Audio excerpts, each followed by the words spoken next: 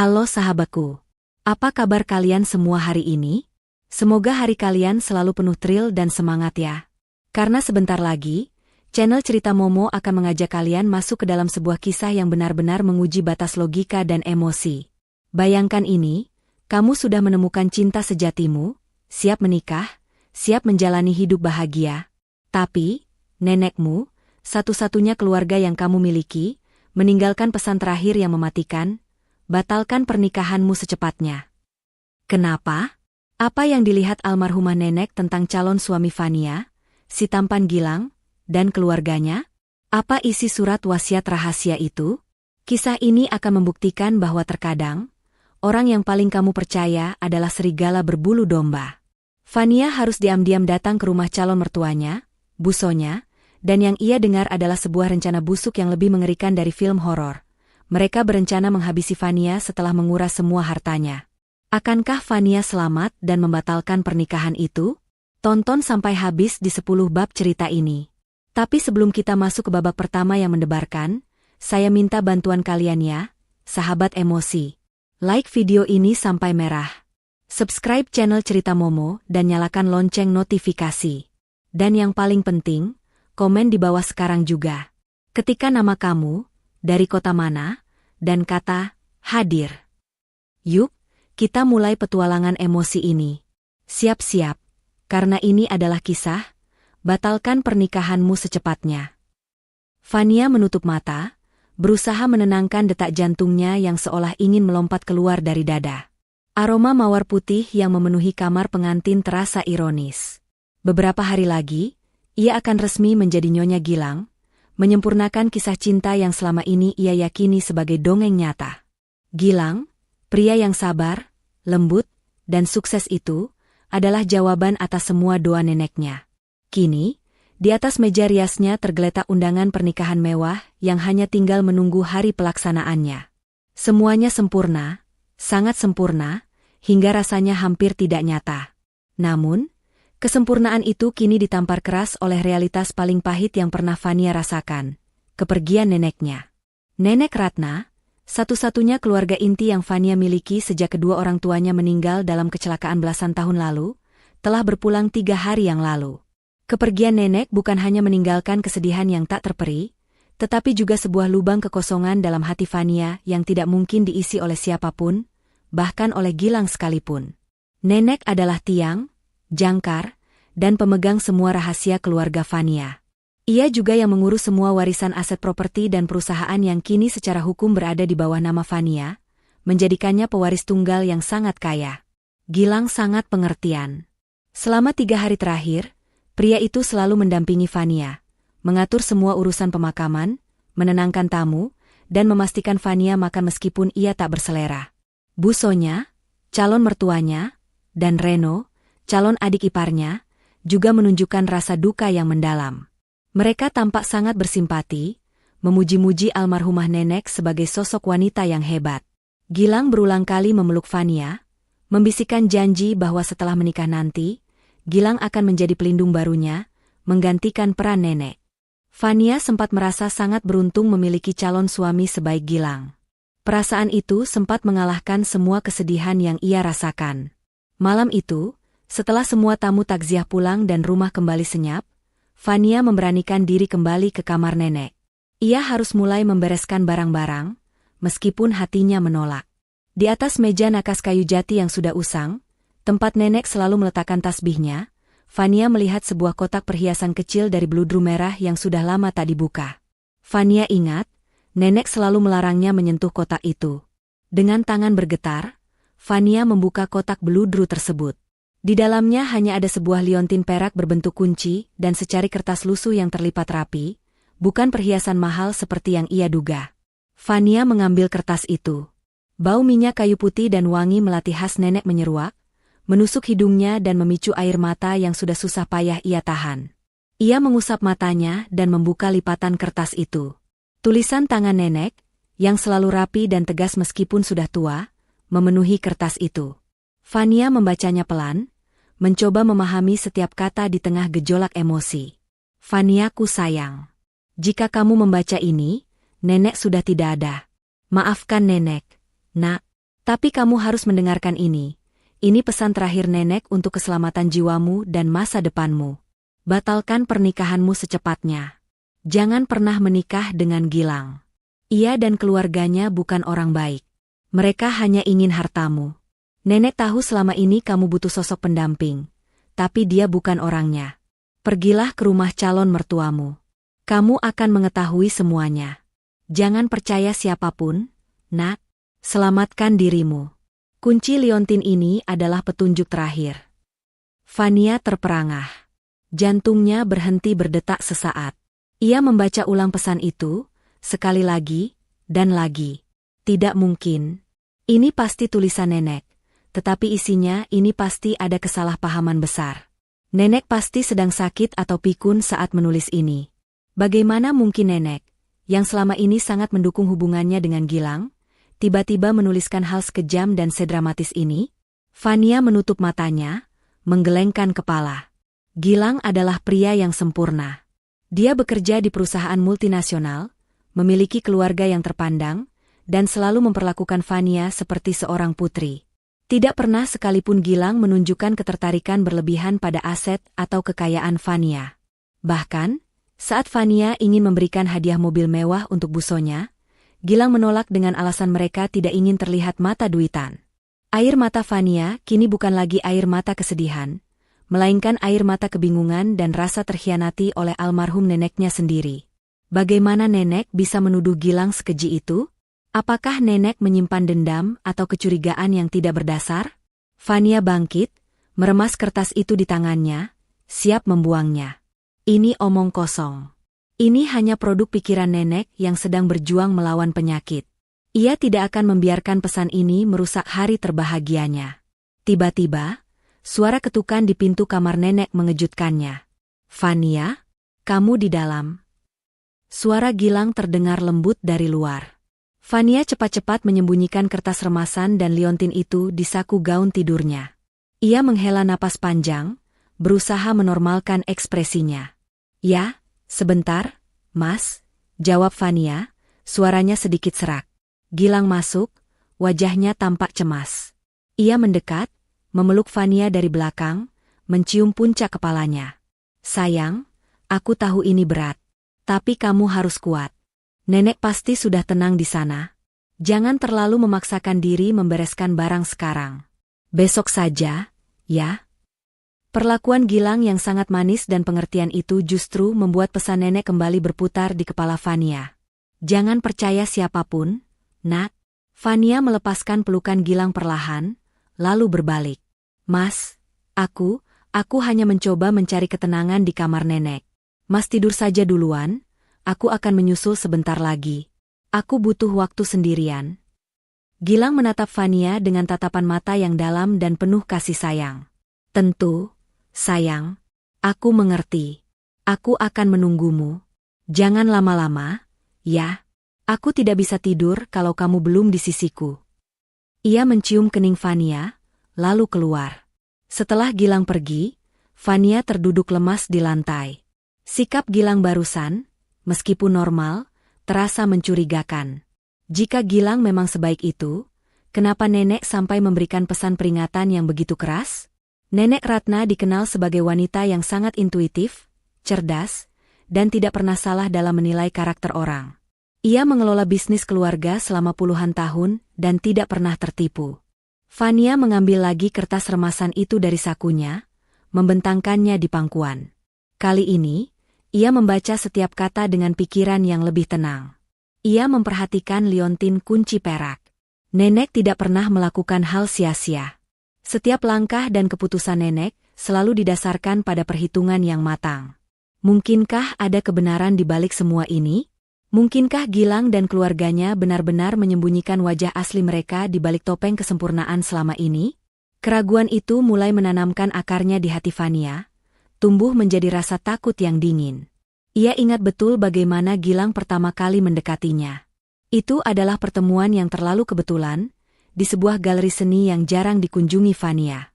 Gilang memperkenalkan diri dengan sangat percaya diri, dan dalam waktu singkat, ia sudah berhasil memenangkan hati Fania dan, yang lebih mengejutkan, hati nenek. Pergilah ke rumah calon mertuamu. Kamu akan mengetahui semuanya. Kalimat itu adalah sebuah perintah, sebuah tantangan terakhir dari neneknya. Fania menyadari bahwa ia tidak bisa mengabaikan pesan ini begitu saja. Jika ini adalah satu-satunya cara untuk membuktikan bahwa Gilang tidak bersalah, maka ia harus melakukannya. Ia harus memenuhi permintaan terakhir nenek, demi menenangkan hatinya sendiri, dan demi kehormatan nenek. Fania memutuskan. Ia tidak bisa menunggu sampai besok, apalagi sampai hari pernikahan. Kepercayaan yang ia berikan kepada Gilang kini harus diuji, seberat apapun risikonya. Ia harus mencari tahu apa yang neneknya lihat di rumah busonya.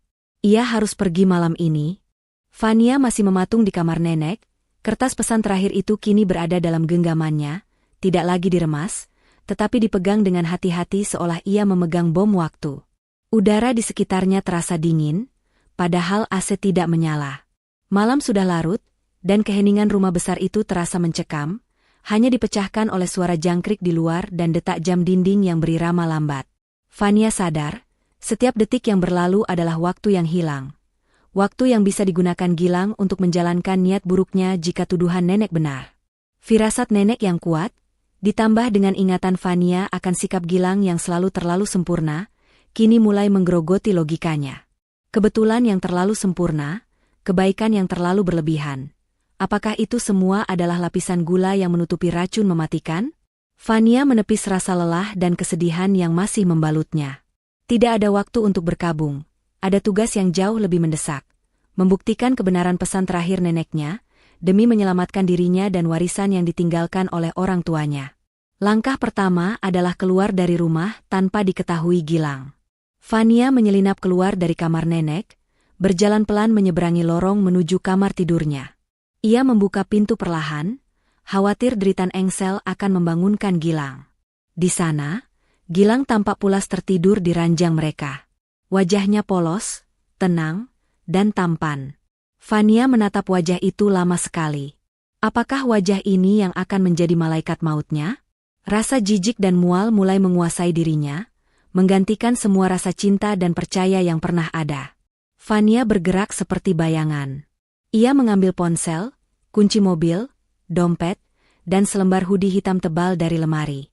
Ia tahu ia tidak bisa pergi jauh, ia hanya perlu melakukan perjalanan ke rumah busonya yang berada di kawasan elit yang berbeda. Tapi ia butuh alibi yang kuat, sesuatu yang tidak akan membuat Gilang curiga, terutama jika Gilang terbangun dan menyadari ia hilang. Pikirannya langsung tertuju pada Lina, sahabatnya. Lina adalah satu-satunya orang yang Fania percaya tanpa batas dan yang tahu semua tentang hubungannya dengan Gilang. Meskipun Lina selalu menunjukkan keraguan halus terhadap keluarga Gilang. Fania keluar dari kamar dan langsung menuju teras belakang. Ia menghubungi Lina, memastikan nada suaranya terdengar normal namun sedikit panik. "Lin, tolong aku," bisik Fania setelah Lina mengangkat telepon. "Aku butuh bantuan." Nenek meninggalkan pesan terakhir yang sangat aneh. "Aku harus keluar sekarang juga, tapi Gilang tidur di kamar." Lina, yang selalu siap siaga, langsung menanggapinya dengan serius. "Astaga, Van, ada apa? Pesan apa?" "Nanti aku jelaskan. Sekarang, tolong. Jika Gilang menelepon atau mencariku, bilang aku panik. Aku pingsan karena terlalu lelah dan sedih setelah acara pemakaman, dan kamu membawaku ke rumahmu. Bilang aku tidak ingin diganggu siapa-siapa, termasuk Gilang. Kamu harus bisa meyakinkannya, Lin."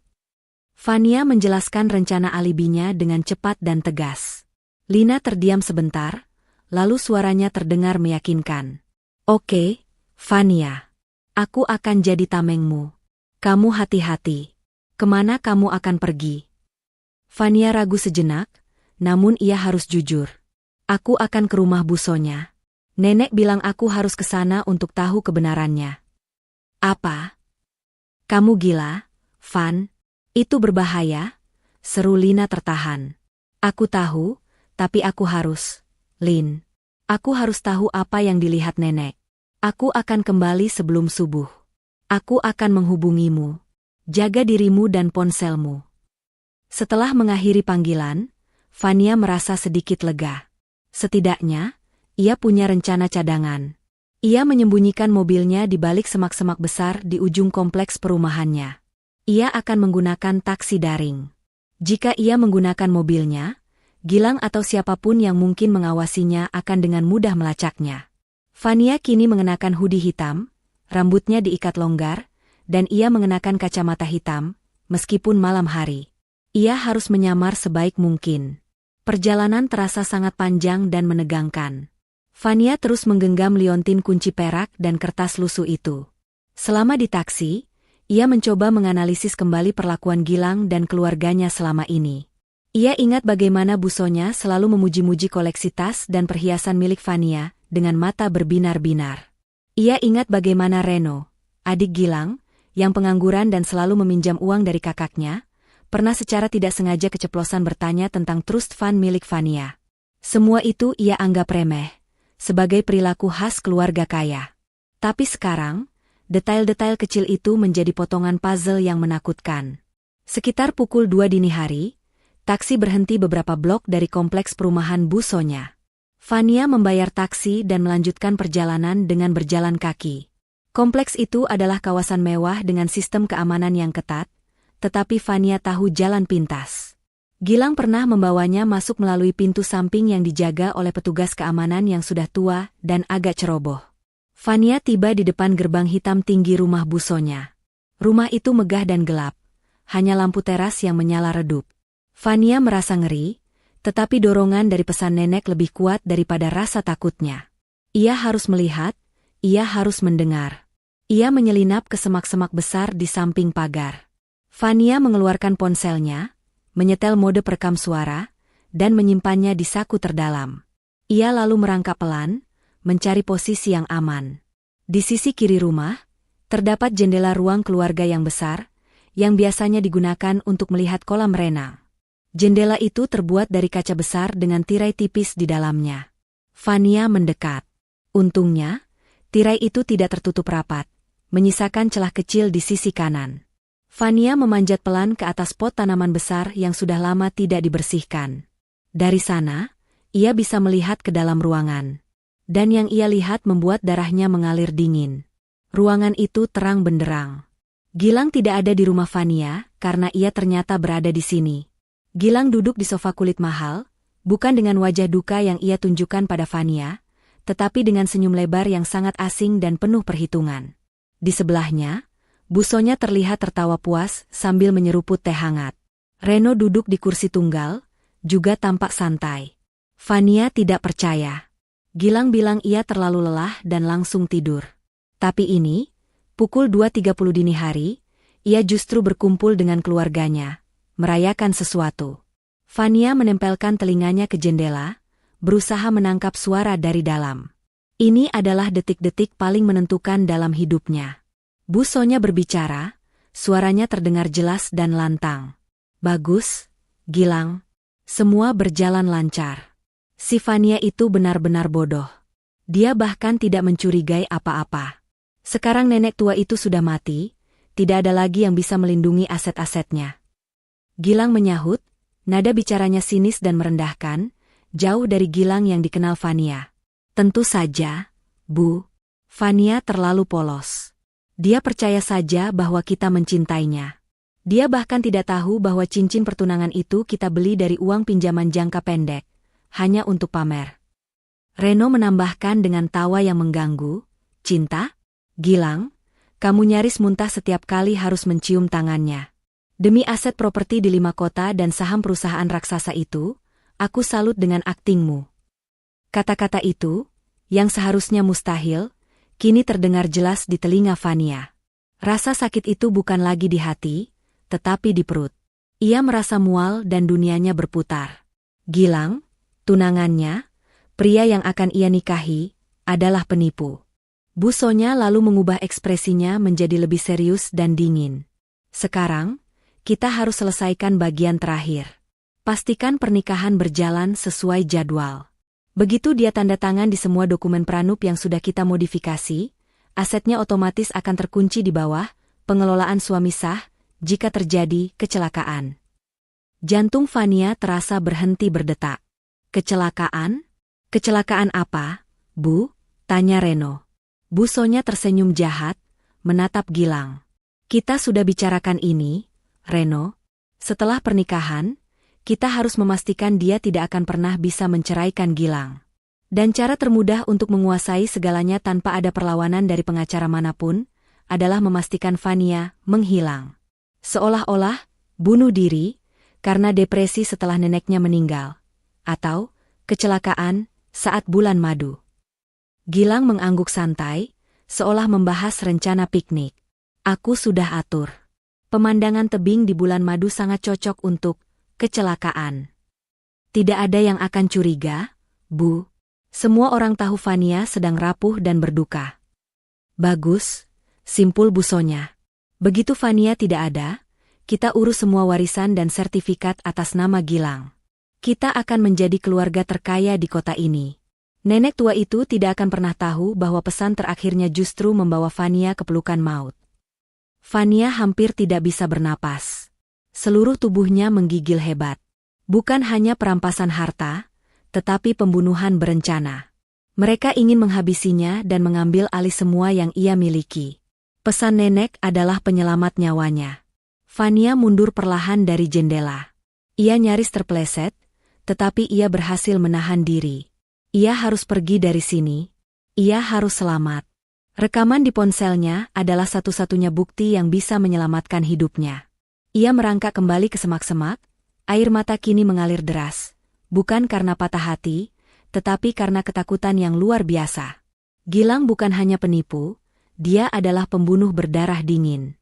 Fania berlari, menyusuri jalanan yang gelap, hingga ia mencapai tempat ia meninggalkan mobil taksi daring. Ia segera memesan taksi lain, tujuannya sekarang bukan rumah, tetapi rumah Lina. Ia tidak berani kembali ke rumah, ke sarang tempat Gilang sedang menunggunya dengan senyum palsu. Fania tiba di rumah Lina tepat sebelum subuh. Saat Lina membukakan pintu, Fania ambruk ke pelukan sahabatnya, menangis histeris.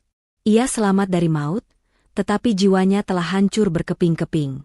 Mereka ingin membunuhku, Lin, bisik Fania di tengah isaknya.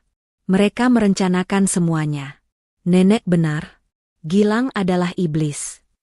Pagi itu, rumah Lina menjadi satu-satunya tempat yang terasa aman di dunia bagi Fania. Ia duduk meringkuk di sofa, diselimuti selimut tebal, meskipun ruangan itu sudah hangat. Air mata Fania sudah mengering, menyisakan jejak asin dan mata bengkak yang merah. Syok yang dialaminya di malam hari kini berubah menjadi kemarahan dingin dan rasa jijik yang luar biasa. Lina duduk di sampingnya, memeluknya erat, sesekali memberikan teh hangat dan mencoba menenangkan sahabatnya. Fania, dengar aku, ujar Lina lembut, tetapi tegas. Kamu harus tenang. Sekarang kamu aman. Kamu harus menceritakan semuanya dari awal, detail demi detail. Kita harus menyusun rencana. Fania menghela napas panjang, suaranya parau.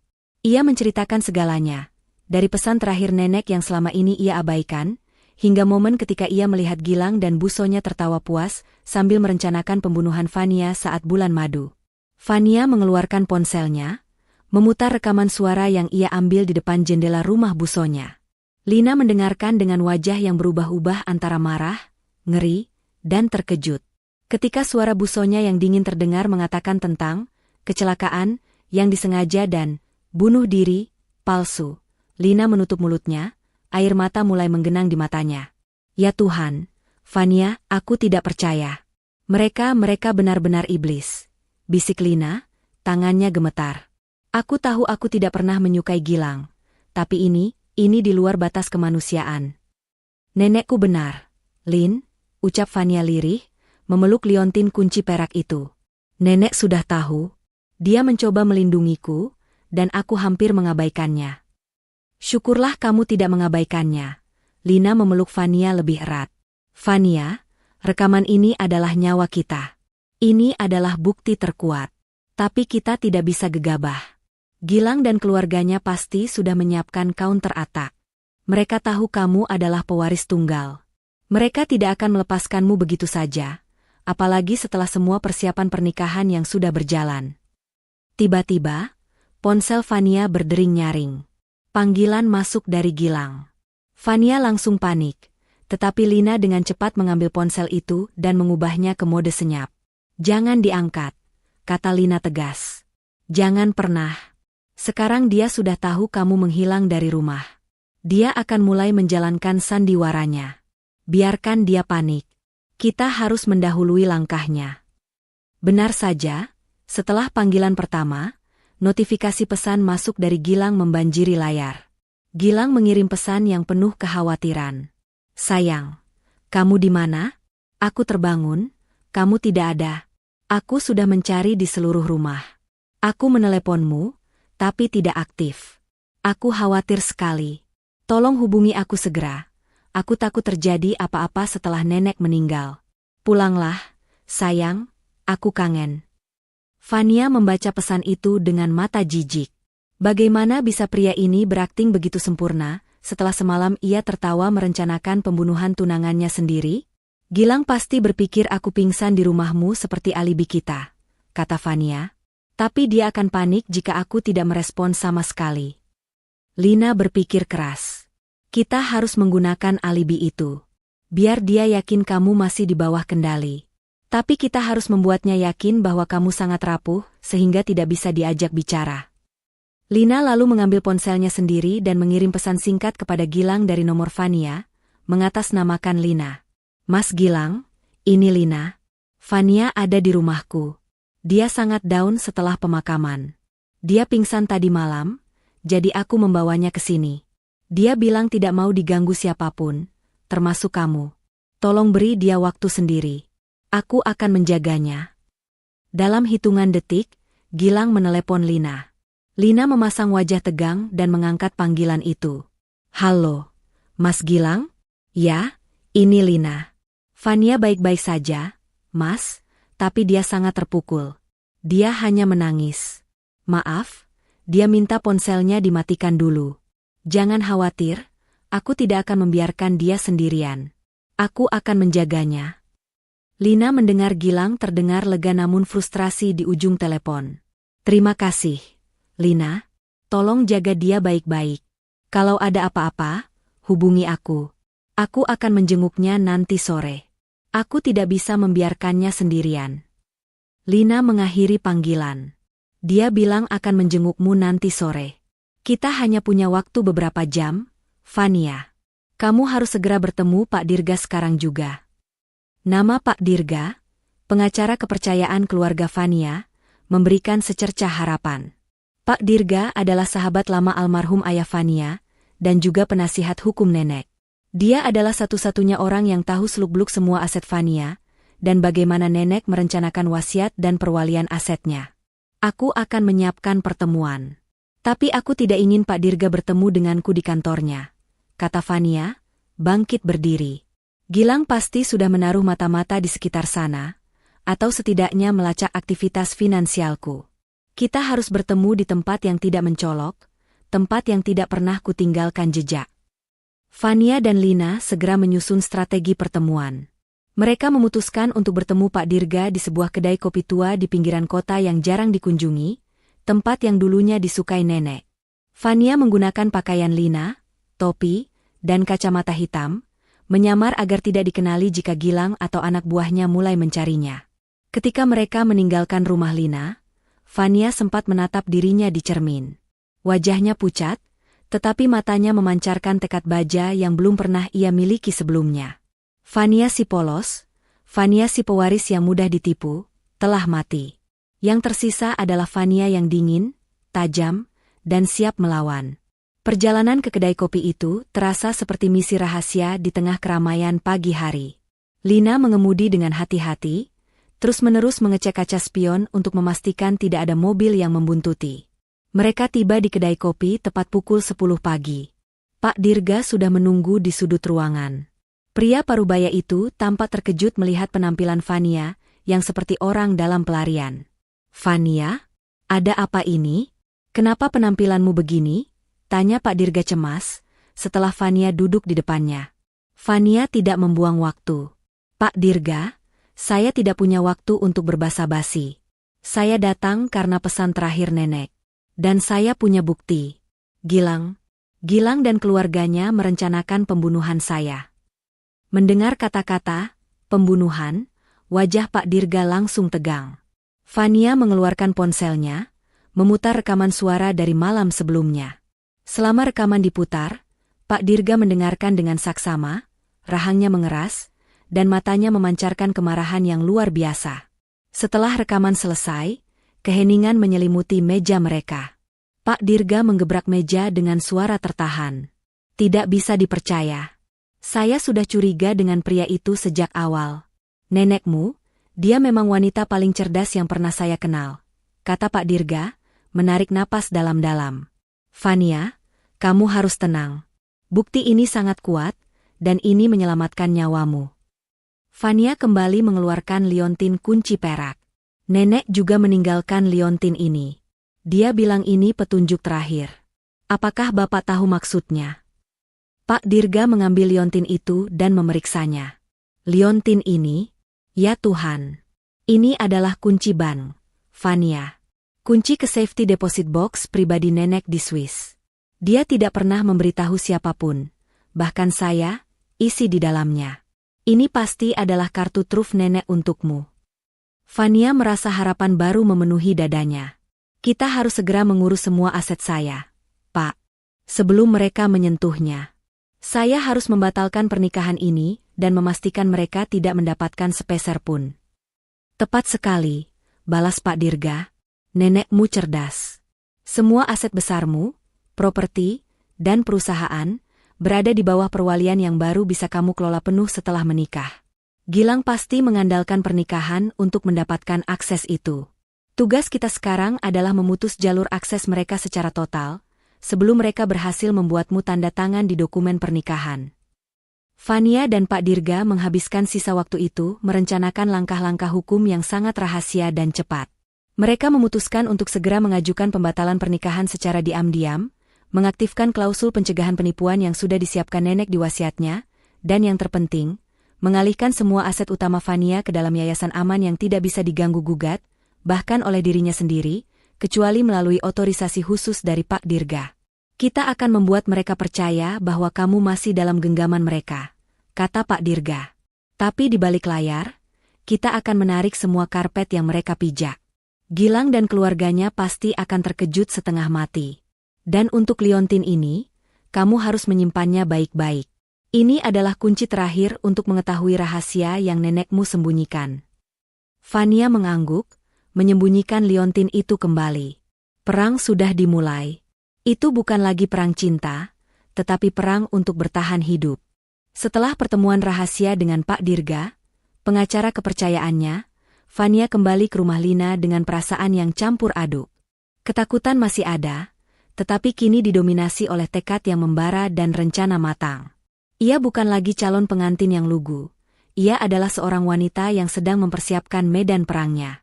Malam ini, ia harus kembali ke rumahnya sendiri, ke sarang serigala, dan memulai sandiwara paling berbahaya dalam hidupnya. Lina membantu Fania mempersiapkan diri. Bukan hanya pakaian, tetapi juga mental. Fania harus menampilkan sosok yang rapuh, depresi, tetapi masih terikat pada Gilang. Ia harus meyakinkan Gilang bahwa alibi yang diberikan Lina benar. Fania terlalu terpuruk oleh kepergian neneknya. Kamu harus kuat, Fania, bisik Lina, sambil memegang kedua tangan Fania. Ingat, mereka ingin membunuhmu. Setiap senyum yang kamu berikan adalah akting untuk menyelamatkan nyawamu. Aku tahu, Lin. Aku harus melakukannya. Aku harus membuat mereka percaya bahwa mereka masih memegang kendali. Sementara di balik layar, Pak Dirga sudah memutus semua akses mereka ke asetku. Jawab Fania, suaranya kini tenang, tanpa getaran. Rasa benci telah menjadi kekuatan pendorongnya. Strategi yang disepakati Fania dan Pak Dirga sangatlah berisiko namun brilian. Memberikan umpan palsu, bab 46, sambil secara diam-diam mengamankan mahkota sejati, bab 5. Fania harus membuat Gilang dan keluarganya yakin bahwa ia sedang dalam proses memuluskan jalan bagi mereka untuk menguasai aset, sehingga mereka tidak akan curiga ketika aset-aset itu tiba-tiba menghilang. Tepat pukul 3 sore, Fania kembali ke rumahnya. Ia meminta Lina untuk mengantarnya hingga gerbang dan memastikan Lina mengirimkan pesan kepada Gilang bahwa Fania sudah sedikit tenang dan sudah kembali. Saat Fania melangkah masuk ke dalam rumah, ia disambut oleh Gilang dengan pelukan yang erat dan dramatis. Sayang, kamu kemana saja? Aku khawatir setengah mati. Aku pikir kamu. Gilang memotong kata-katanya, berpura-pura emosional. Ia memegang wajah Fania, menatapnya dengan mata penuh kekhawatiran palsu. Fania menunduk, menarik diri pelan dari pelukan Gilang. Maaf, Mas. Aku tidak tahu harus kemana. Aku sangat merindukan nenek. Aku butuh Lina. Maaf aku tidak memberitahumu. Aku terlalu kacau. Gilang memegang tangan Fania, ekspresi wajahnya berubah menjadi sangat lembut. SSST, tidak apa-apa, sayang. Aku mengerti. Aku ada di sini untukmu. Kamu jangan begini, sebentar lagi kita menikah. Aku akan menjadi keluarga barumu, pelindungmu. Mendengar kata-kata, pelindung, dari mulut orang yang ingin membunuhnya membuat Fania harus mengerahkan seluruh kekuatan aktingnya agar tidak muntah. Ia hanya mengangguk pelan, memeluk Gilang sebentar, lalu dengan alasan lelah dan butuh istirahat, Fania berhasil melepaskan diri dan naik ke kamarnya. Keesokan harinya, Fania mulai menjalankan fase pertama dari strategi umpannya. Fania sengaja berpakaian santai, duduk di meja kerjanya yang terbuka, dan mulai menggarap beberapa dokumen yang ia pinjam dari kantor Pak Dirga. Dokumen itu adalah dokumen legal yang kosong, tetapi dicetak dengan logo dan format yang sangat meyakinkan, dibuat persis seperti dokumen otorisasi transfer aset. Fania tahu, di rumah besar ini, ada mata-mata. Itu bisa jadi Gilang sendiri yang menyadap kamar kerjanya, atau salah satu asisten rumah tangga yang sudah disuap. Ia harus berakting untuk penonton yang tak terlihat. Ia mulai berbicara sendiri, seolah-olah sedang menelepon Pak Dirga. Tentu saja, ponselnya dalam mode rekam suara, ia hanya berbicara kepada dirinya sendiri. Ya, Pak Dirga. Saya mengerti.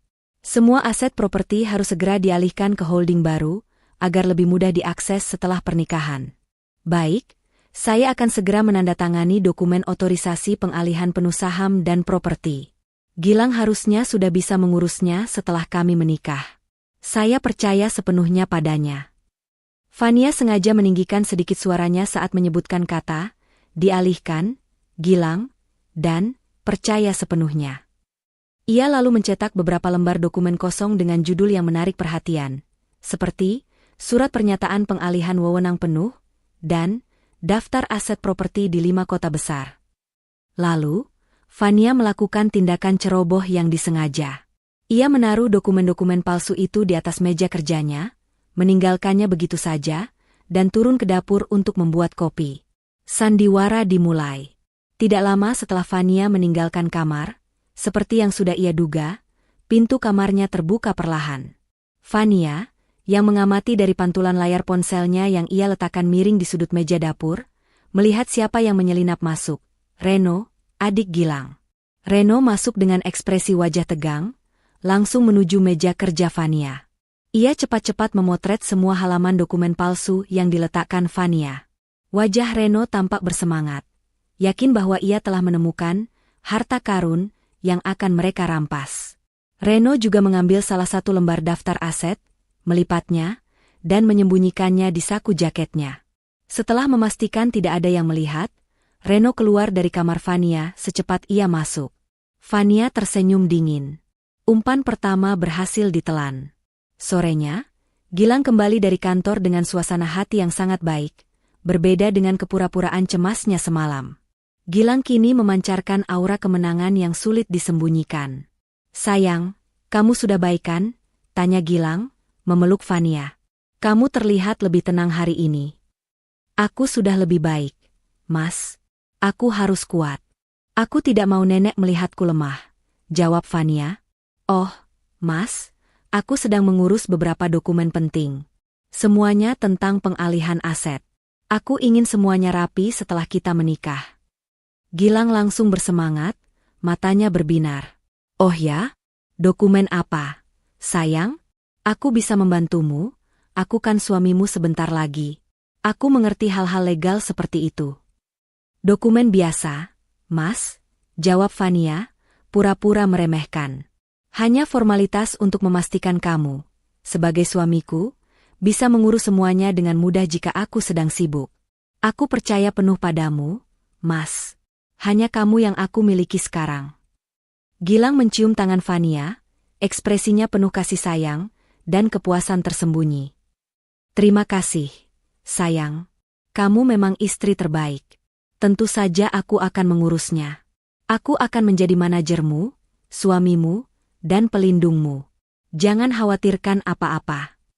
Fania kembali menahan mualnya. Di saat Gilang sibuk memeluknya dan membayangkan properti yang akan ia rampas, Fania mengirimkan pesan singkat kepada Pak Dirga. Umpan pertama berhasil ditelan. Target melihat dan memfoto dokumen pengalihan penuh. Minta Bapak segera jalankan fase 2, alihkan aset properti utama secara permanen. Dalam beberapa hari ke depan, Fania terus melanjutkan sandiwara itu. Ia sengaja membuat jadwal pertemuan palsu dengan notaris, yang sebenarnya adalah kode rahasia untuk Pak Dirga. Setiap ia pergi rapat, ia sebenarnya pergi ke kantor Pak Dirga untuk menyelesaikan proses hukum yang nyata, mengubah struktur kepemilikan aset perusahaan dan properti, menempatkannya di bawah yayasan amal dan perwalian yang dikelola oleh Pak Dirga, dengan Fania sebagai penerima manfaat yang tidak dapat diubah oleh pihak ketiga manapun, termasuk suami. Gilang dan Bu Sonya semakin mendesak tanggal pernikahan. Mereka terlihat semakin gembira dan tidak sabar, yakin bahwa mereka hanya tinggal selangkah lagi untuk menguasai harta Fania, dan kemudian menghabisinya di bulan madu. Mereka tidak tahu bahwa setiap dokumen pengalihan yang mereka lihat adalah kebohongan, dan bahwa setiap hari yang berlalu justru mengunci mereka dari kekayaan Fania. Klimaks dari strategi umpan palsu ini terjadi 2 hari sebelum tanggal pernikahan yang sudah ditetapkan. Fania kembali rapat dengan Pak Dirga dan kembali ke rumah dengan sebuah tas dokumen besar. Ia masuk ke dalam kamar dan sengaja meninggalkan tas itu terbuka di sofa ruang tamu. Gilang, yang sedang berpura-pura menonton TV, tidak bisa menyembunyikan tatapan matanya yang fokus pada tas itu. Fania naik ke atas, dan Gilang langsung mendekati tas tersebut. Di dalamnya, Gilang menemukan dokumen bertanda tangan Fania dengan judul, Persetujuan Pemindahan Dana Trust Fund ke Rekening Gabungan Pernikahan. Di halaman terakhir, tertera angka yang sangat besar, nilai seluruh dana likuid Fania. Wajah Gilang berseri-seri. Ia memotret setiap halaman dokumen itu dan segera menelepon Bu Sonya. Suaranya dipenuhi kemenangan. Bu, ini dia. Fania sudah tanda tangan. Dia sudah menyetujui pemindahan semua dana trust fund ke rekening yang bisa kita akses setelah menikah. Dia benar-benar polos. Bu, 2 hari lagi, kita akan kaya raya. Dan setelah itu, kita selesaikan rencana kita di bulan madu. Fania, yang menguping dari anak tangga, menelan ludah. Ia membiarkan Gilang menikmati kemenangan palsu itu. Di saat yang sama, ia melihat notifikasi dari Pak Dirga di ponselnya. Fase 3 selesai. Semua aset utama sudah aman dan tidak dapat diakses. Siap untuk final konfrontation. Fania tersenyum tipis. Senyum yang dingin dan mematikan. Gilang mungkin berpikir ia sudah menang, tetapi ia hanya memegang kertas sampah. Pertunjukan sandiwara Gilang akan segera berakhir. Dan kali ini, tirai akan ditutup dengan kejutan yang mematikan. 2 hari tersisa menuju hari pernikahan. Suasana di rumah besar Fania seharusnya dipenuhi sukacita. Tetapi bagi Fania, rasanya seperti berada di ruang tunggu eksekusi mati. Ia terus berperan sebagai calon pengantin yang lembut namun rapuh karena duka, sementara di dalam dirinya, tekad baja sudah mengeras. Di sisi lain, keluarga Gilang sendiri, Bu Sonya, dan Reno tampak semakin gembira. Mereka datang dan pergi, mengurus detail terakhir pernikahan dengan semangat yang berlebihan. Bu Sonya seringkali mencoba mengukur perhiasan warisan nenek Ratna di jari Fania, dan selalu memastikan Fania menyimpan dokumen-dokumen palsu, pengalihan aset, di tempat yang mudah mereka akses. Mereka yakin, kemenangan sudah di depan mata. Pagi itu, Fania menerima panggilan dari Pak Dirga. Percakapan mereka singkat dan menggunakan kode rahasia. Proyek sudah selesai, Nona Fania, kata Pak Dirga, suaranya tenang. Semua struktur kepemilikan sudah diubah, dan aset yang ada di rekening gabungan itu sudah kami mirroring. Artinya, uang tunai di rekening gabungan itu sudah tidak ada. Pak? Tanya Fania berbisik, sambil berjalan menjauh dari Gilang yang sedang berbicara di telepon di teras. Uang tunai fisiknya masih ada, Nona, jelas Pak Dirga. Tapi value legalnya sudah kami freeze dan alihkan ke perwalian. Mereka bisa melihat angka besar di rekening itu, tetapi saat dicoba ditarik, dana itu akan memicu audit otomatis dan lockdown total. Itu jebakan yang nenek Anda siapkan. Sekarang, kita fokus pada kartu truf, kunci liontin. Fania merasa lega luar biasa. Jebakan telah dipasang, kini saatnya menarik pemicu. Malam harinya, keluarga Gilang mengadakan acara makan malam keluarga tertutup di rumah Fania. Mereka mengundang beberapa kerabat dekat mereka dan berdalih ingin memberikan dukungan moral kepada Fania menjelang hari bahagianya, meskipun tujuan utamanya adalah pamer dan mengawasi Fania. Di meja makan yang panjang dan mewah, Gilang duduk di sebelah Fania. Bu Sonya duduk di seberang, terus-menerus memuji-muji Gilang di depan tamu-tamu mereka. "Lihatlah, Nyonya-nyonya," kata Bu Sonya dengan bangga, melirik sinis ke arah Fania. Gilang adalah suami idaman. Dia begitu pengertian, bahkan mau menunda bulan madu demi Fania yang sedang berduka. Dia pria yang tidak memandang harta, hanya cinta. Fania tersenyum tipis. "Tentu saja, Bu Sonya. Gilang memang tidak memandang harta. Karena ia tahu, harta saya akan menjadi miliknya," ucap Fania dengan penekanan yang sedikit terlalu tajam, membuat Gilang meliriknya dengan bingung. Gilang segera menyentuh lengan Fania. "Sayang, jangan bicara begitu. Aku mencintaimu, bukan hartamu." Fania menatap Gilang lurus di mata. Tatapannya dingin, tanpa ada cinta sedikitpun. Tetapi Gilang, yang terlalu dibutakan oleh keserakahan, hanya menganggapnya sebagai tatapan lelah calon pengantin. Tiba-tiba, Reno yang biasanya pendiam, menyela pembicaraan. Ia terlalu mabuk oleh sampanye dan euforia kemenangan palsu yang akan datang. "Hei, Kak Gilang, aku baru ingat," ucap Reno dengan suara yang agak keras. "Jangan lupa, kamu harus segera pastikan dokumen pengalihan aset ditandatangani segera setelah menikah. Jangan sampai ada yang berubah pikiran. Terutama soal trust fund itu, ya kan, Bu?"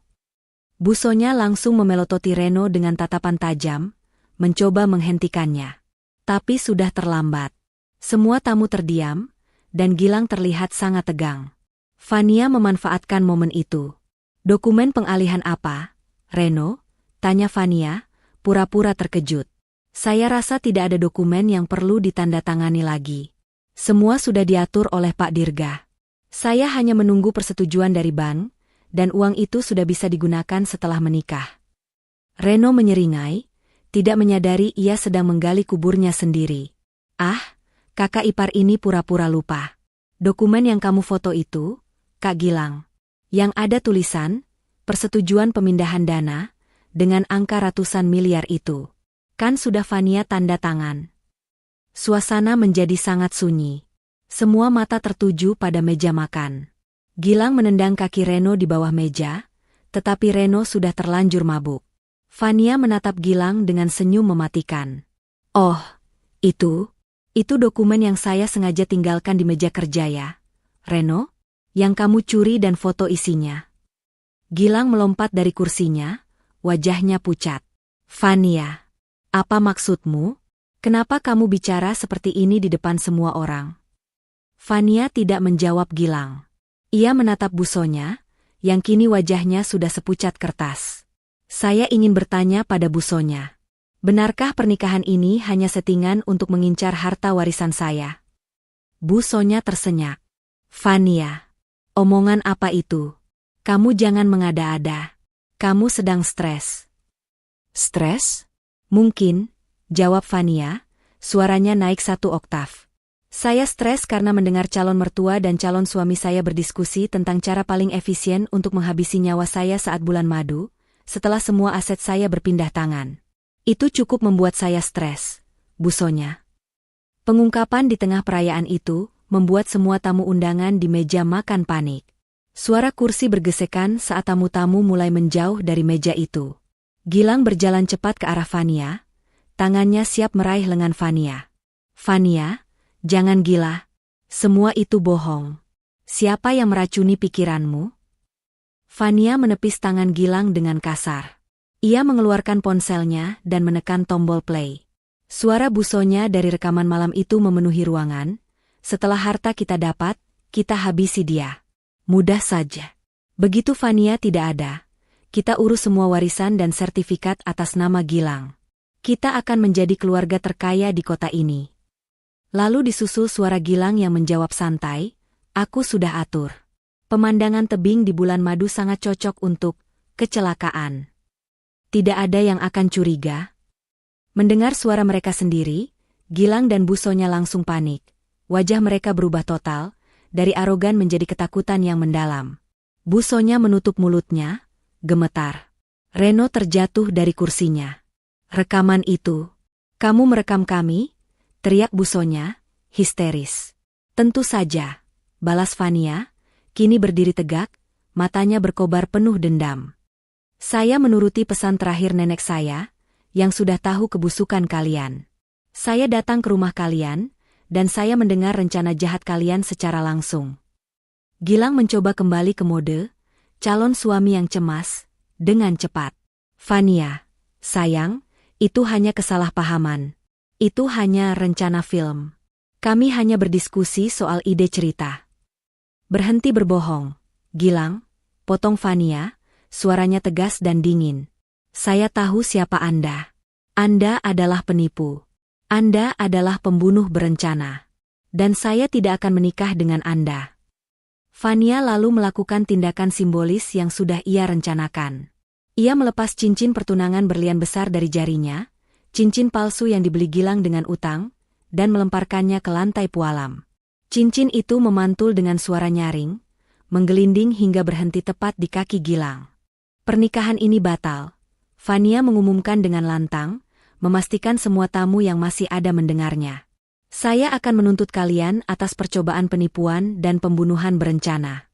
Dan saya pastikan, kalian tidak akan mendapatkan sepeser pun dari saya. Gilang, yang akhirnya menyadari bahwa permainan telah berakhir, melepaskan topengnya. Wajahnya berubah menjadi marah dan kasar. Ia maju selangkah, sorot matanya kini penuh ancaman. Kamu pikir kamu bisa lolos, Fania?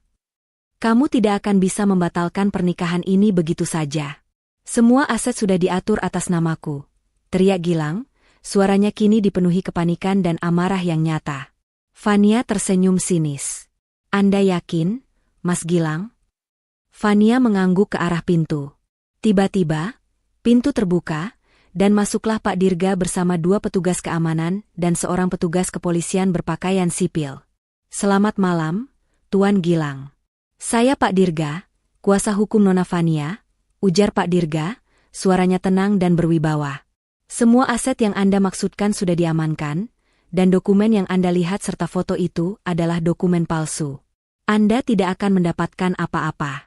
Sekarang, Anda dan keluarga Anda berada di bawah penyelidikan atas upaya penipuan dan pembunuhan berencana. Wajah Gilang, busonya, dan Reno benar-benar hancur. Mereka tidak menyangka Fania akan bergerak secepat ini, dan yang lebih penting, secerdas ini. Rencana mereka telah menjadi senjata makan tuan. Fania telah menang, bahkan sebelum pernikahan dimulai. Kekacauan di rumah Fania mereda seiring dengan perginya para tamu undangan yang terkejut, dan 2 petugas kepolisian sipil yang mengamankan situasi. Gilang, busonya, dan Reno ditinggalkan dalam keadaan syok, marah, dan dipermalukan. Mereka kini hanya bertiga, dikelilingi oleh meja makan yang berantakan, menjadi simbol kehancuran rencana mereka.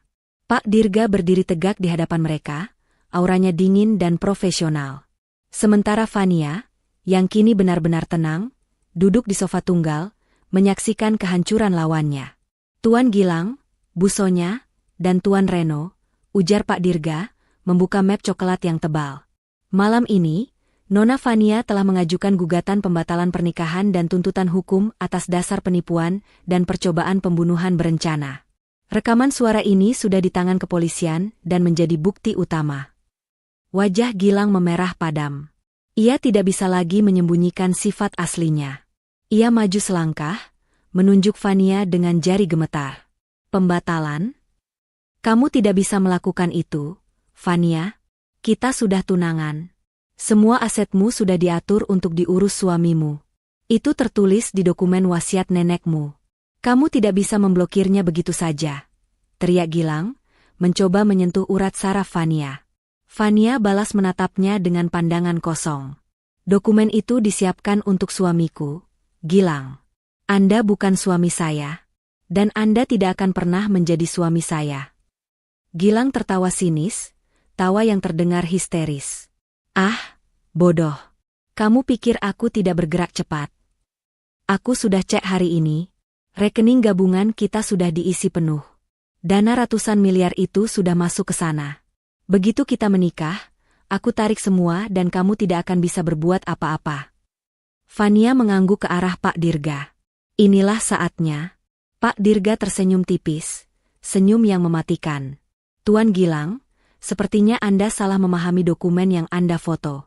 Dokumen yang Anda lihat hanyalah persetujuan pemindahan. Namun, Nona Fania dan almarhumah neneknya jauh lebih cerdas dari yang Anda duga. Pak Dirga mengeluarkan selembar salinan dokumen ban yang baru saja dikirimkan kepadanya. Per hari ini, tepat 15 menit setelah Nona Fania menekan tombol play rekaman, semua dana yang Anda maksudkan di rekening gabungan itu telah diaktifkan status lockdown-nya. Secara visual, uang itu memang ada. Tetapi secara hukum dan teknis perbankan, dana tersebut sudah dialihkan ke perwalian keluarga atas nama yayasan sosial yang didirikan Nenek Fania, dengan klausul pencegahan penipuan yang tidak dapat dibatalkan oleh pihak ketiga manapun, termasuk Anda. Gilang terhuyung mundur. Apa? Tidak mungkin. Itu mustahil. Bu Sonya, yang selama ini terdiam, tiba-tiba meraung. Rekening gabungan itu. Kami sudah menjual sebagian aset kami untuk menutupi beberapa utang agar terlihat bersih di depan Fania. Uang kami ada di sana. Itu jebakan. Benar, itu jebakan, tegas Fania, kini berbicara. Nenek saya sudah tahu sejak lama, Bu Sonya. Beliau tahu Anda akan mencoba menyuntikkan dana palsu untuk mendapatkan kepercayaan. Dana Anda, Bu Sonya, akan kami pertimbangkan sebagai biaya ganti rugi atas kerugian mental dan waktu Nona Fania. Gilang mulai kehilangan kendali. Ia menghampiri Fania, mencoba menariknya dengan paksa. Kamu jalang. Kamu tidak akan lolos. Aku akan menuntutmu. Aku akan bilang kamu gila dan memfitnah kami. Aku akan membatalkan gugatanmu. Petugas kepolisian sipil yang berada di sudut ruangan langsung maju, menghadang Gilang. Tuan, harap tenang. Semua tuduhan Anda akan kami masukkan ke dalam berita acara. Namun, bukti rekaman Nona Fania sangat jelas.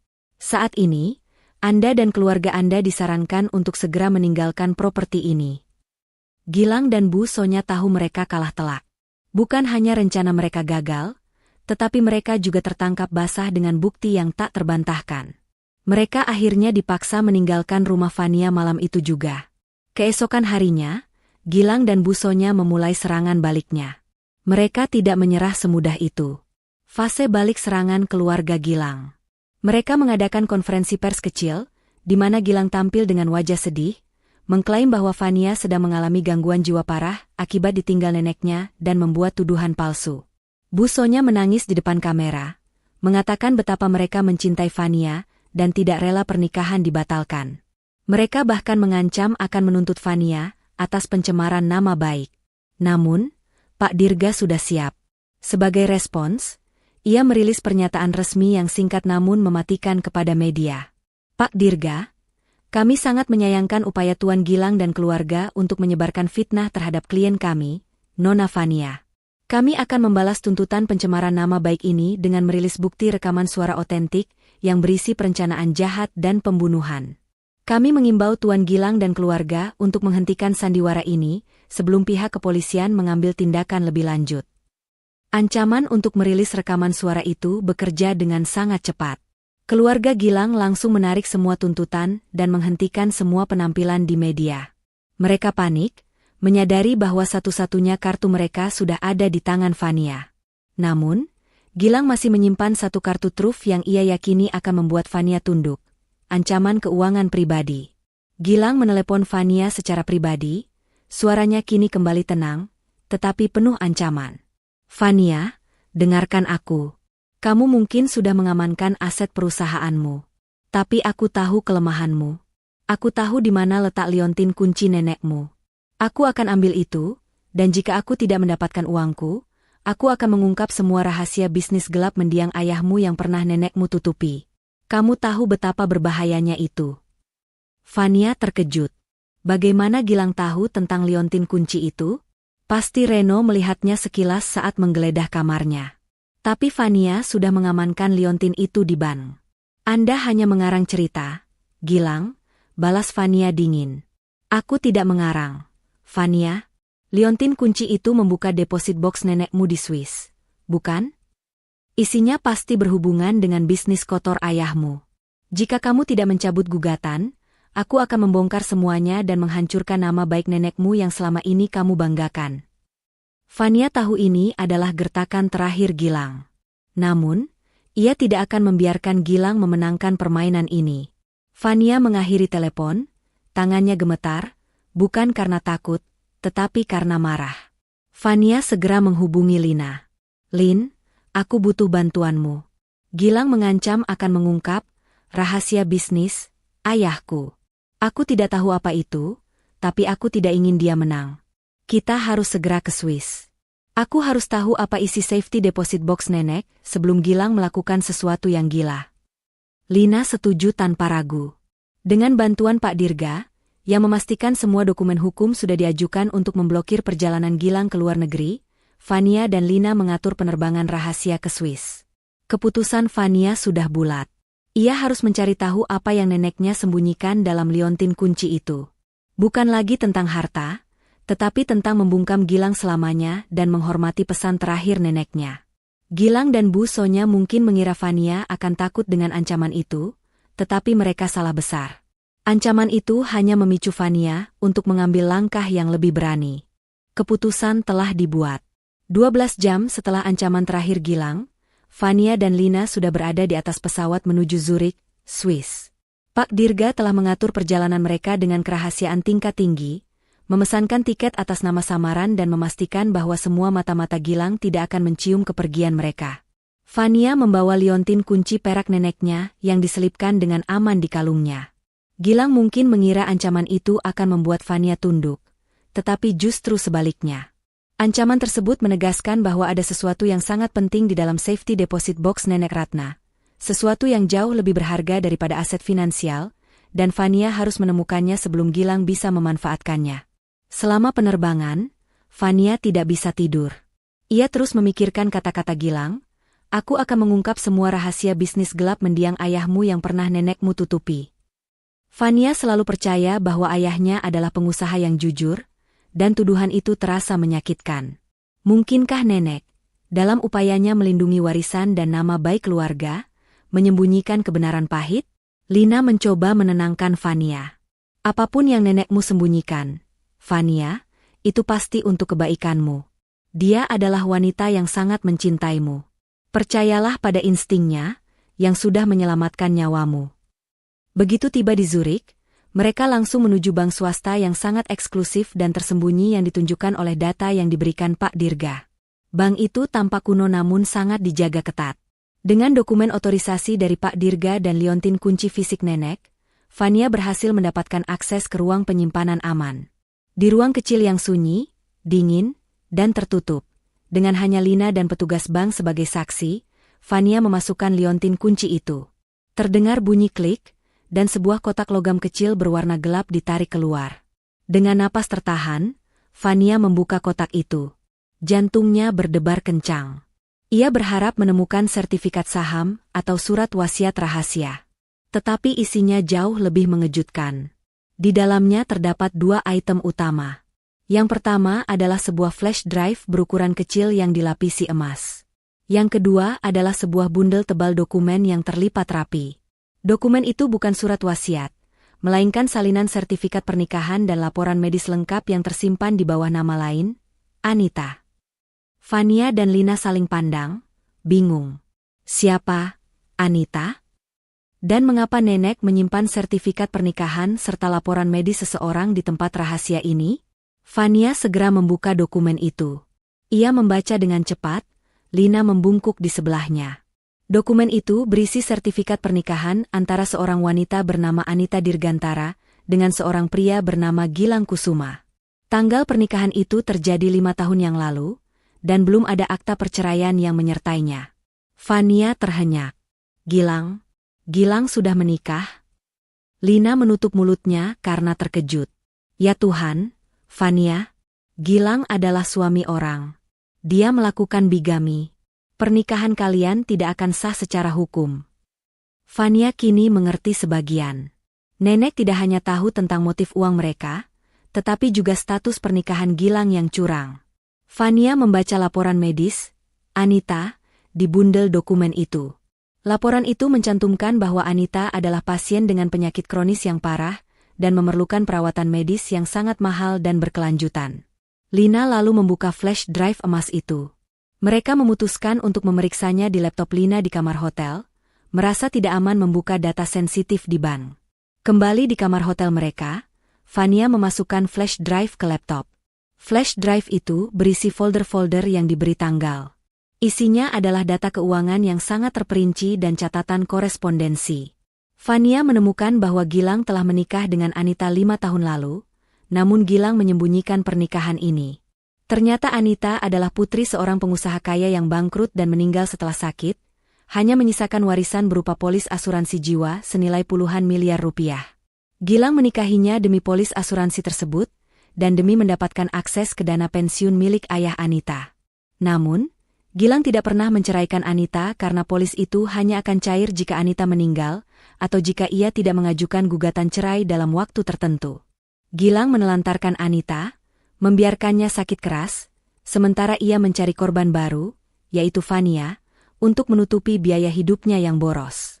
Yang lebih mengejutkan, flash drive itu memuat rekaman video pendek.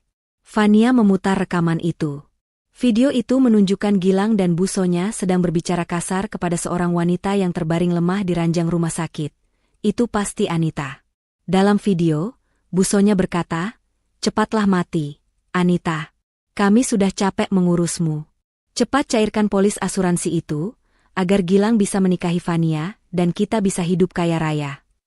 Gilang kemudian mengancam, "Jika kamu berani bicara pada siapapun, atau mencoba menggugat cerai, kami akan memastikan kamu mati lebih cepat, dan uang asuransimu akan hangus."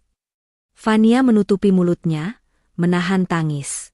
Gilang bukan hanya penipu dan pembunuh berencana, tetapi juga seorang suami yang kejam dan tega menelantarkan istrinya yang sakit parah. Neneknya tahu semua ini. Neneknya menyimpan bukti pernikahan Gilang dengan Anita untuk membatalkan pernikahan Fania, dan melindungi Fania dari pria sejahat itu. Fania menyadari arti sebenarnya dari ancaman Gilang. Gilang tidak takut Fania mengungkap rahasia bisnis ayah Fania. Gilang takut Fania mengungkap rahasia pernikahannya dengan Anita. Gilang tahu liontin itu berisi kunci kebenaran tentang Anita, itulah mengapa dia panik. Gilang mengira Fania akan takut dengan ancaman palsu, padahal Fania kini memegang kunci kejahatan Gilang yang sesungguhnya. "Kita harus kembali, Lin," kata Fania, suaranya penuh tekad. "Kita punya bukti yang lebih kuat daripada sekadar rekaman pembunuhan. Kita punya bukti bigami, penelantaran, dan motif kejahatan yang jelas. Gilang dan busonya tidak akan bisa mengelak lagi." Lina mengangguk, matanya berkaca-kaca. "Ini gila, Fania. Nenekmu adalah pahlawan sejatimu." Fania menghabiskan sisa waktu mereka di Swiss dengan Pak Dirga, yang dihubungi melalui konferensi video, untuk menganalisis dokumen dan flash drive. Pak Dirga mengkonfirmasi bahwa sertifikat pernikahan tersebut sah dan Gilang terancam pidana berat, bukan hanya karena penipuan, tetapi juga karena bigami dan penelantaran istri. Dengan bukti yang jauh lebih kuat di tangan, Fania dan Lina segera terbang kembali ke Indonesia. Fania kini tidak lagi takut. Ia tidak lagi peduli tentang harta. Misinya kini adalah keadilan untuk dirinya, untuk neneknya, dan untuk Anita, istri pertama Gilang yang malang. Fania tersenyum dingin di pesawat. Gilang telah memulai perang dengan kebohongan, tetapi Fania akan mengakhirinya dengan kebenaran yang kejam. Kepulangan Fania dan Lina dari Swiss disambut dengan rapat darurat di kantor Pak Dirga. Ruangan itu dipenuhi suasana tegang, tetapi di mata Fania terpancar keyakinan yang luar biasa. Ia tidak hanya membawa bukti ancaman pembunuhan, tetapi juga bukti kejahatan yang melanggar hukum perkawinan dan kemanusiaan. Bukti bigami ini mengubah segalanya. Fania, ujar Pak Dirga, matanya berbinar. Ini menguatkan motif penipuan, penelantaran, dan upaya pembunuhan. Gilang tidak hanya ingin uang Anda. Dia adalah penjahat yang sudah berencana mengincar korban lain setelah istri sahnya, Anita. Pak Dirga memutuskan untuk tidak menunggu sidang pembatalan pernikahan resmi. Dengan bukti sekrusial ini, mereka akan memanggil Gilang, Bu Sonya, dan pengacara mereka, jika ada, ke ruang mediasi yang difasilitasi oleh Pak Dirga, di bawah pengawasan ketat petugas polisi sipil yang bertindak sebagai saksi netral. Fania ingin melihat kehancuran mereka secara langsung, dan ia ingin memastikan mereka mengerti bahwa perlawanan apapun akan menghancurkan mereka di hadapan hukum. Pertemuan itu diadakan 2 hari kemudian, di sebuah ruang konferensi netral. Suasana terasa sangat mencekam. Di satu sisi duduk Fania dan Lina, didampingi Pak Dirga. Di sisi lain, duduk Gilang dan Bu Sonya, tanpa didampingi pengacara, karena semua pengacara yang mereka hubungi menolak setelah mendengar desas-desus tentang bukti rekaman. Gilang terlihat lelah dan stres, tetapi masih mencoba mempertahankan sikap arogannya. Bu Sonya tampak lebih gugup. Matanya terus melirik ke arah Fania dengan penuh kebencian dan ketakutan. Pertemuan dimulai dengan Pak Dirga yang secara profesional menjelaskan bahwa Nona Fania memiliki bukti kuat untuk menuntut mereka atas pembunuhan berencana dan penipuan yang melibatkan aset ratusan miliar. Kami menyarankan Anda untuk mengakui perbuatan Anda, Tuan Gilang, dan mengakhiri semua sandiwara ini, kata Pak Dirga. Gilang tertawa sinis. Pengakuan? Tidak akan. Itu hanya rekaman suara tanpa konteks. Itu tidak cukup untuk menghancurkan pernikahan dan reputasiku. Aku akan melawan di pengadilan. Fania gila, itu alibi kami. Fania mengambil alih. Ia menatap Gilang lurus, tatapannya dingin menusuk. Mas Gilang, Anda benar. Rekaman suara mungkin hanya tanpa konteks. Tapi bagaimana dengan bukti ini? Fania meletakkan salinan sertifikat pernikahan Gilang dengan Anita Dirgantara di atas meja. Lalu, ia mendorong laporan medis Anita dan sebuah screenshot dari video pengakuan Gilang di rumah sakit, di mana Gilang menyuruh Anita untuk cepat meninggal.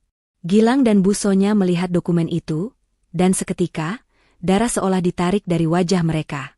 Wajah Gilang berubah dari arogan menjadi ketakutan yang murni. Bu Sonya menutup mulutnya, gemetar hebat, seolah melihat hantu. Anita, kamu tahu tentang Anita?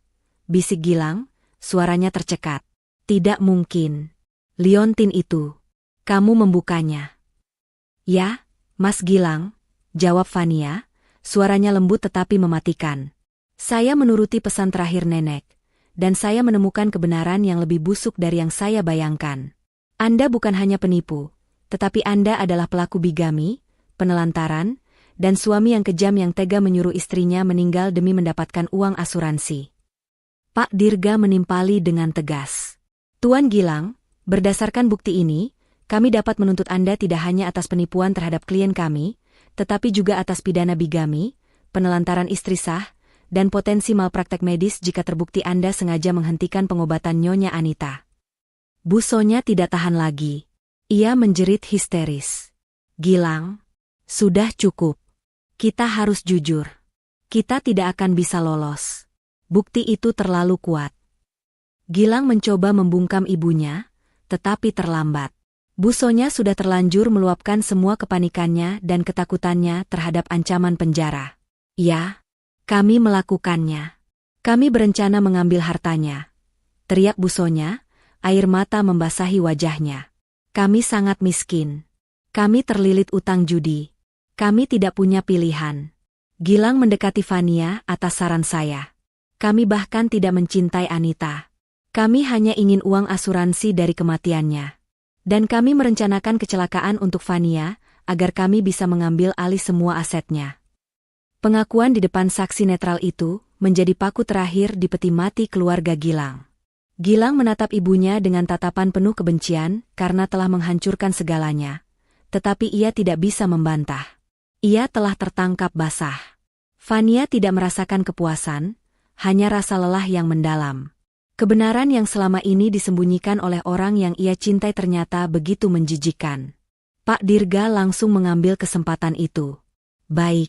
Terima kasih atas pengakuan Anda, Bu Sonya. Nona Fania sekarang menawarkan satu kesepakatan.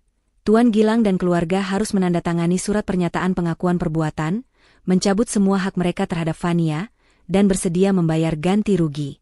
Sebagai imbalannya, Nona Fania akan mencabut tuntutan percobaan pembunuhan yang berpotensi mengirim Anda ke penjara seumur hidup. Namun, tuntutan bigami dan penipuan tetap akan dilanjutkan. Gilang, yang kini benar-benar hancur, menatap Fania dengan tatapan memohon. Fania, kumohon. Jangan laporkan aku ke polisi. Aku bisa masuk penjara. Aku janji aku akan menjauhimu. Aku akan menceraikan Anita, aku akan. Anda tidak perlu menceraikan Anita, Mas Gilang, potong Fania dingin. Karena kami akan memastikan Anda menghadapi konsekuensi dari perbuatan Anda terhadapnya. Setelah mediasi yang berlangsung selama 4 jam, Gilang dan Bu Sonya akhirnya menandatangani semua dokumen yang disiapkan Pak Dirga.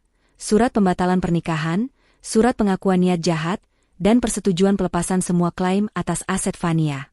Mereka pergi dari ruangan itu sebagai pecundang yang hancur, disadari oleh semua orang yang ada di sana bahwa mereka adalah penipu keji. Sementara Gilang dan Bu Sonya menghadapi konsekuensi hukum atas bigami dan penipuan, Fania segera menghubungi Lina. Lin, aku ingin kamu membantuku menemukan Anita, ucap Fania. Dia adalah korban sesungguhnya di sini. Dia adalah kunci untuk memastikan Gilang membayar semua kejahatannya. Aku ingin membantunya mendapatkan keadilan dan perawatan yang layak. Dengan hati yang kini bebas dari dendam, tetapi dipenuhi tekad baru, Fania memulai misi kemanusiaan baru, menyelamatkan korban lain dari iblis yang nyaris merenggut nyawanya. Beberapa minggu berlalu sejak mediasi yang menghancurkan itu. Dunia Fania sudah berubah total. Ia resmi membatalkan pernikahan dengan Gilang dan mendapatkan kembali kedamaian, serta kendali penuh atas hidup dan asetnya. Dengan bantuan Pak Dirga, semua aset yang sempat menjadi target Gilang kini terproteksi dengan sangat ketat di bawah struktur yayasan baru, aman dari segala upaya penipuan di masa depan. Namun, Fania tidak berpuas diri hanya dengan kemenangan hukum. Ia merasa memiliki tanggung jawab moral untuk Anita, istri sah Gilang yang telah ditelantarkan dan dianiaya secara verbal. Misi kemanusiaan Fania. Fania dan Lina bekerja sama untuk melacak keberadaan Anita. Berdasarkan data dari flash drive rahasia nenek, mereka menemukan Anita dirawat di sebuah panti jompo yang menyelenggarakan perawatan medis dengan biaya minim, tempat Gilang sengaja menempatkannya agar bisa meninggalkannya perlahan tanpa dicurigai. Saat Fania dan Lina tiba, mereka menemukan Anita dalam kondisi yang sangat memprihatinkan, kurus, dan depresi. Namun, ketika Fania menunjukkan bukti bigami dan video rekaman kejam Gilang, ada percikan api di mata Anita, api amarah dan keinginan untuk keadilan. Fania memberikan Anita perawatan medis terbaik di rumah sakit swasta yang mahal, menggunakan dana pribadinya. Anita, yang didampingi Pak Dirga, setuju untuk mengajukan gugatan terhadap Gilang atas bigami, penelantaran, dan kekerasan dalam rumah tangga, KDRT. Kesaksian Anita menjadi palu godam yang menghantam Gilang dan Bu Sonya di mata hukum dan publik. Jeratan hukum dan kehancuran Gilang. Sementara Fania fokus pada penyembuhan dirinya dan Anita, Gilang dan Bu Sonya menghadapi konsekuensi yang mengerikan dari kejahatan mereka. Tuntutan bigami dan penelantaran istri sah yang diajukan Anita, ditambah dengan bukti rekaman Gilang yang berencana membunuh Fania, membuat Gilang tidak bisa mengelak. Ia bukan hanya dicap sebagai penipu ulung, tetapi juga sebagai monster.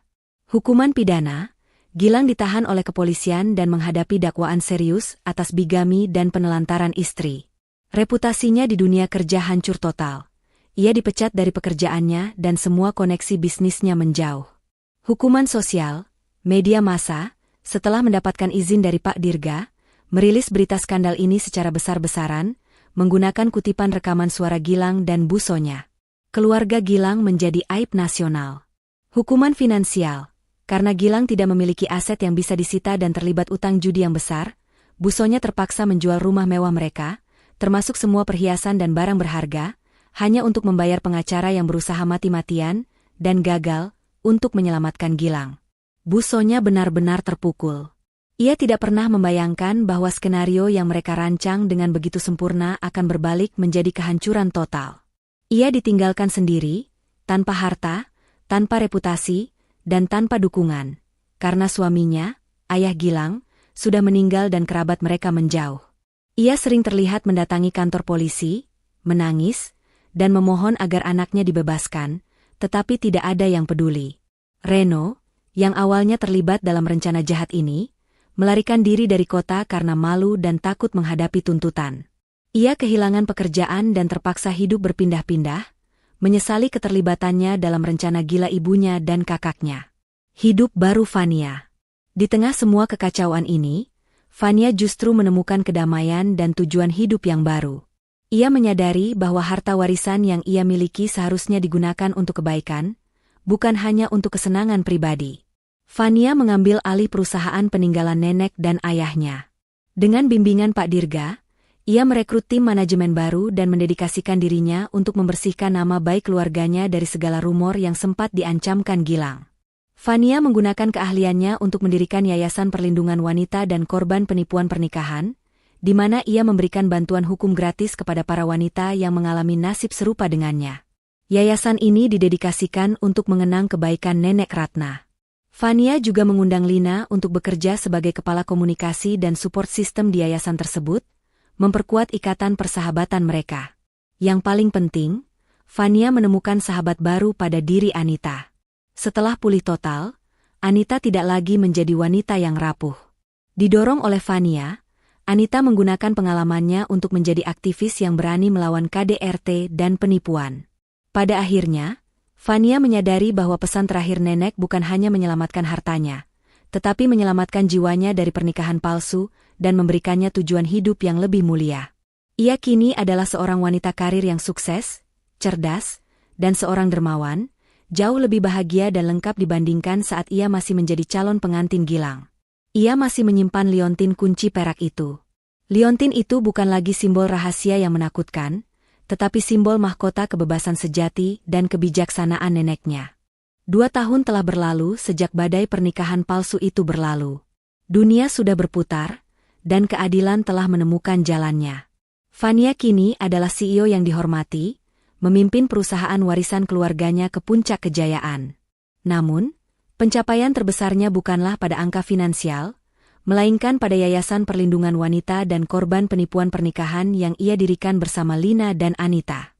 Anita kini benar-benar pulih, baik secara fisik maupun mental, dan menjadi tangan kanan Fania dalam misi kemanusiaan ini.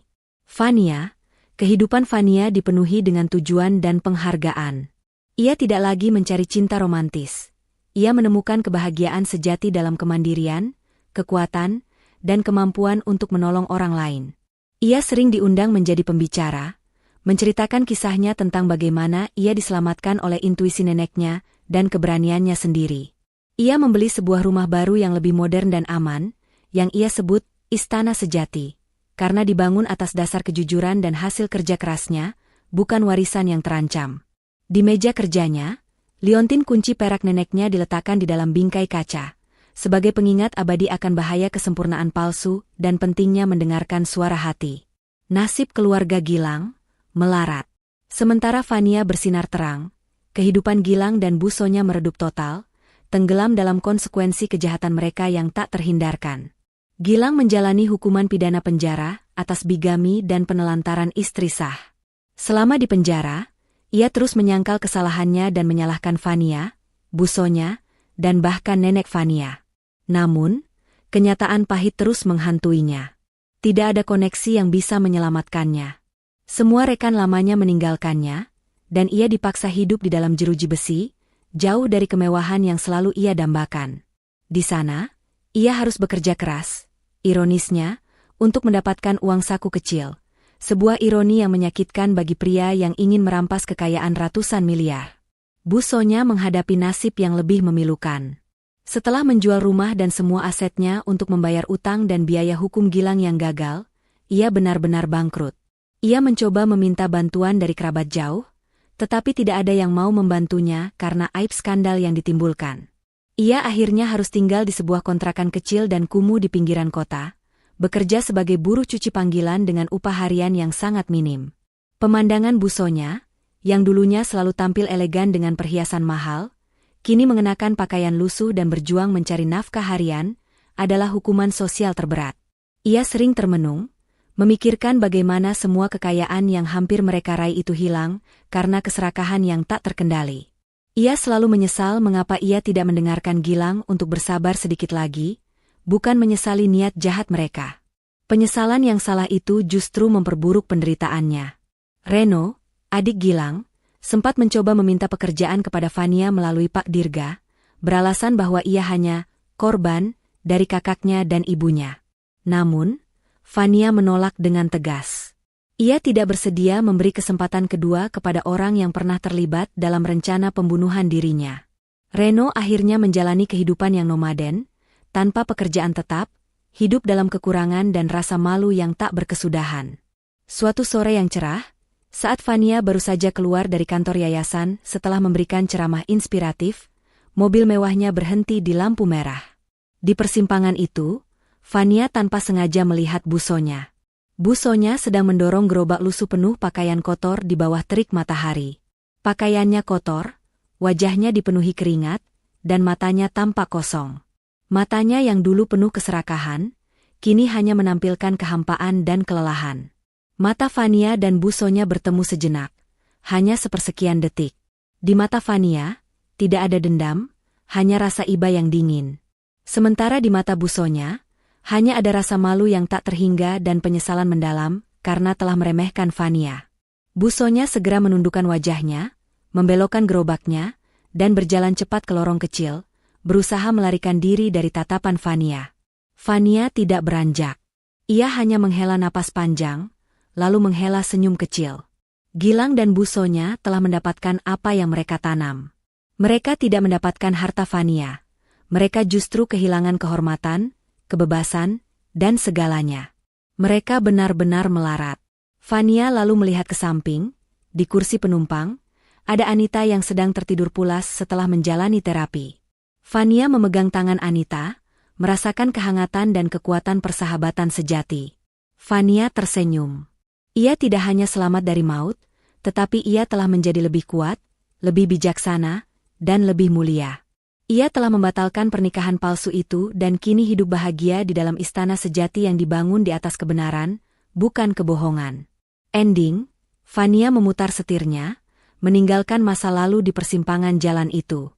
Ia melaju menuju masa depan yang cerah, ditemani Lina dan Anita, siap menghadapi tantangan baru sebagai seorang wanita independen dan pahlawan bagi banyak korban penipuan lainnya. Gilang dan keluarganya tidak mendapatkan apa-apa, selain melarat. Pesan moral. Jangan pernah meremehkan intuisi dan kekuatan diri sendiri. Harta sejati adalah kejujuran dan harga diri, bukan kekayaan yang didapat dari kebohongan dan keserakahan.